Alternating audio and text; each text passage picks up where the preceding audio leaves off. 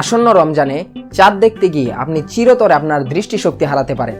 শুনতে অবাক লাগলেও 2026 সালের রমজানে এমন এক বিরল মহাজাগতিক ঘটনা ঘটতে যাচ্ছে যা গত 33 বছরেও দেখা যায়নি। কেন এবারের রমজানে অন্য সব বছরের থেকে আলাদা? কেন এবার দীর্ঘতম রোজার দেশেও মিলবে স্বস্তি?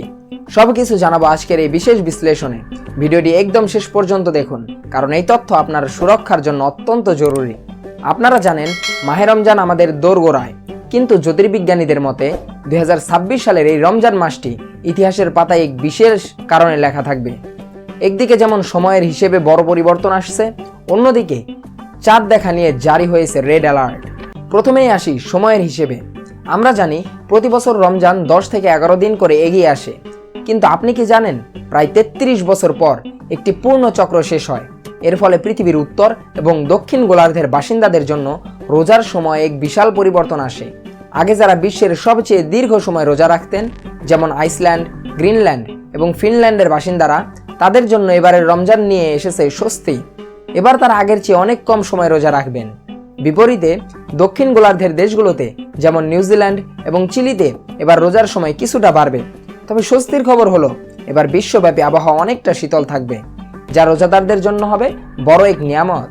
এখন আসি সবচেয়ে গুরুত্বপূর্ণ অংশে, যা নিয়ে জ্যোতির্বিজ্ঞানীরা সতর্কতা জারি করেছেন। এবারের রমজানের চাঁদ দেখা নিয়ে তৈরি হয়েছে এক ঘোর বিপত্তি। আরব আমিরাত সহ বিশ্বের নামকরা জ্যোতির্বিজ্ঞান সংস্থাগুলো একটি বিশেষ দিনে টেলিস্কোপ দিয়ে আকাশ পর্যবেক্ষণ করতে নিষেধ করেছে। কেন?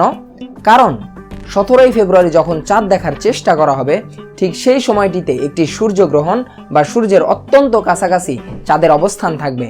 আপনি যদি খালি চোখে বা সাধারণ টেলিস্কোপ দিয়ে চাঁদ খোঁজার চেষ্টা করেন, তবে সূর্যের তীব্র রশ্মি সরাসরি আপনার চোখ কেড়ে নিতে পারে। এতে সাময়িক নয়, বরং চিরস্থায়ী অন্ধত্বের ঝুঁকি রয়েছে। সৌদি আরবের রিয়াদে সেদিন চাঁদ ও সূর্যের দূরত্ব থাকবে মাত্র 1 ডিগ্রি।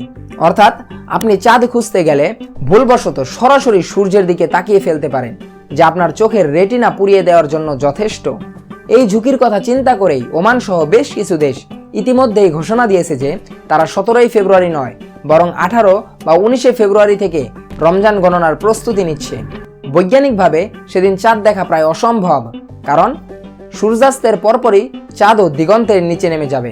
তাই হুজুগে পড়ে বা অতি উৎসাহী হয়ে কোনো অপটিক্যাল যন্ত্র দিয়ে আকাশ দেখা এবার আপনার জীবনের বড় ভুল হতে পারে। এবার রমজানের আরেকটি বিশেষ দিক হলো আবহাওয়া। অনেক বছর পর আমরা বসন্ত আর শীতের মাঝামাঝি সময়ে রমজান পাচ্ছি। একদিকে যেমন আবহাওয়া শীতল থাকবে, তেমনি বাতাসে ধূলিকণার পরিমাণও বেশি থাকবে। বিশ্লেষণে দেখা যাচ্ছে এবার রোজাদাররা দীর্ঘ সময় পিপাসা সহ্য করার কষ্ট থেকে অনেকটা রেহাই পাবেন। তবে আমাদের পরামর্শ হলো ইফতারে অতিরিক্ত ঠান্ডা পানি পরিহার করুন।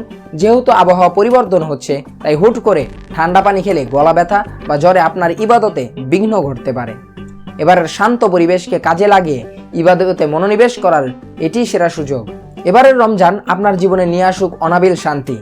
আজকের এই তথ্যগুলো আপনার বন্ধু এবং পরিবারের সাথে শেয়ার করুন, যাতে তারাও এই অন্ধত্বের ঝুঁকি সম্পর্কে সচেতন হতে পারে। ভিডিওটি ভালো লাগলে লাইক দিন এবং আমাদের চ্যানেলটি সাবস্ক্রাইব করে পাশেই থাকুন। আপনার মতামত কমেন্টে জানাতে ভুলবেন না। দেখা হবে পরবর্তী ভিডিওতে। আল্লাহ হাফেজ।